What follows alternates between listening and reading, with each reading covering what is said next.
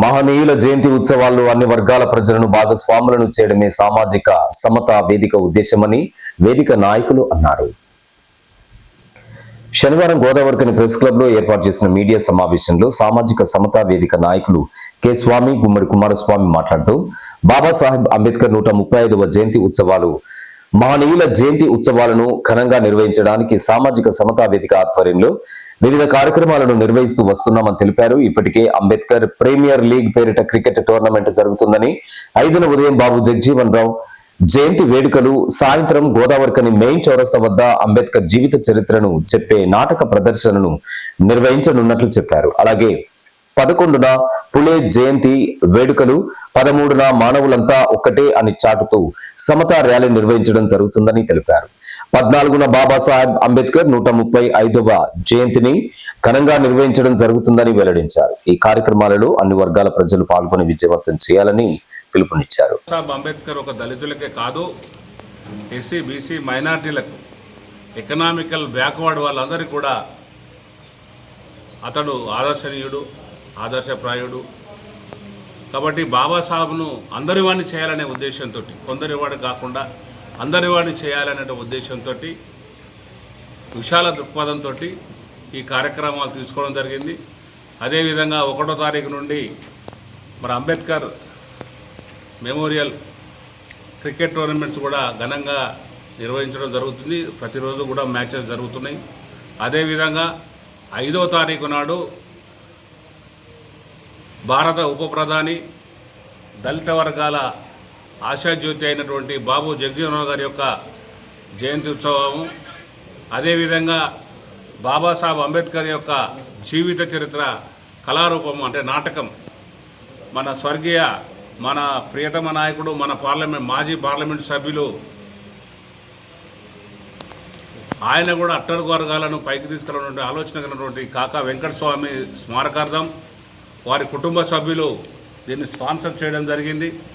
అదేవిధంగా 11వ తారీఖు జ్యోతిరావు పూలే యొక్క జయంతి, 13వ తారీఖు నాడు పెద్ద ర్యాలీ అందరు ఎస్సీ, బీసీ, మైనార్టీ వర్గాలతోటి స్టేడియం గ్రౌండ్ నుంచి చౌరస్తా వరకు సమతా ర్యాలీ. అదేవిధంగా ప్రముఖ ఉపన్యాసకులు, సామాజిక సమరసతా వేదిక నిర్వాహకులు అయినటువంటి అప్పాల ప్రసాద్ గారు దానికి ముఖ్య అతిథిగా రావడం జరుగుతుంది.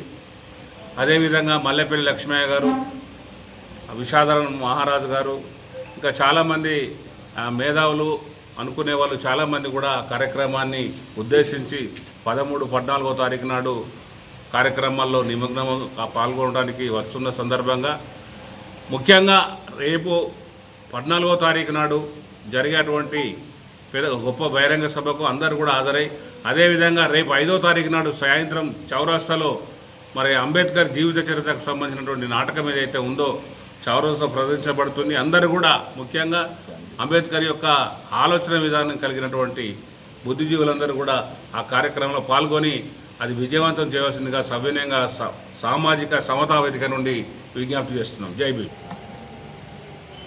దళిత, బహుజన, మైనారిటీల ఐక్య వేదికగా గోదావరి కనిలో మన పారిశ్రామిక ప్రాంతంలోనే ఒక విశాల వేదికగా సామాజిక సమతా వేదిక ఏర్పడింది. రాజకీయాలకు అతీతంగా, కులాలు, మతాలు, వర్గాలకు అతీతంగా అందరం కలిసి మహనీయుల ఉత్సవాలు నిర్వహించాలనేది ఈ వేదిక యొక్క సంకల్పం, ఉద్దేశం. విడివిడిగా జరిపితే అవి విజయవంతం కాకపోవడం కాగా, దళిత, బహుజన, మైనారిటీల్లో చీలికలు ఉండకుండా మనమందరం కలిసిమెలిసి పనిచేయాలనే ఒక సదుద్దేశంతో దాదాపు ఒక 14-15 రోజుల కార్యక్రమాలు రూపకల్పన చేయబడినాయి.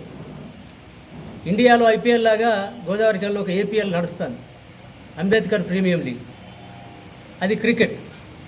అట్లాగే రేపు జగజీవన్ రావు గారి జయంతి, అలాగే సాయంకాలం ఈ దేశ ప్రజలు, ఇప్పుడున్న తరం, రానున్న తరం కూడా మహనీయుల చరిత్రను మర్చిపోతున్నారు.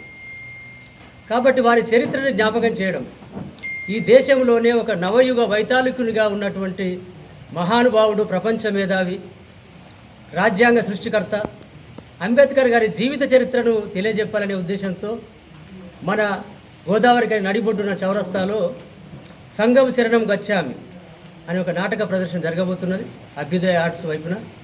ఇక నుంచి అయినా అందరం మహనీయుల ఉత్సవాల సమయంలో సందర్భంలో విడివిడిగా కాకుండా ఏకతాటిపైకి వచ్చి ఈ కార్యక్రమం నిర్వహించాలని, దీన్ని విజయవంతం చేయడానికి అందరూ అన్ని కులాలు, అన్ని మతాలు, అన్ని రాజకీయ పార్టీలు, ట్రేడ్ యూనియన్లు కూడా సహకరించాలని చెప్పి కోరుతున్నా.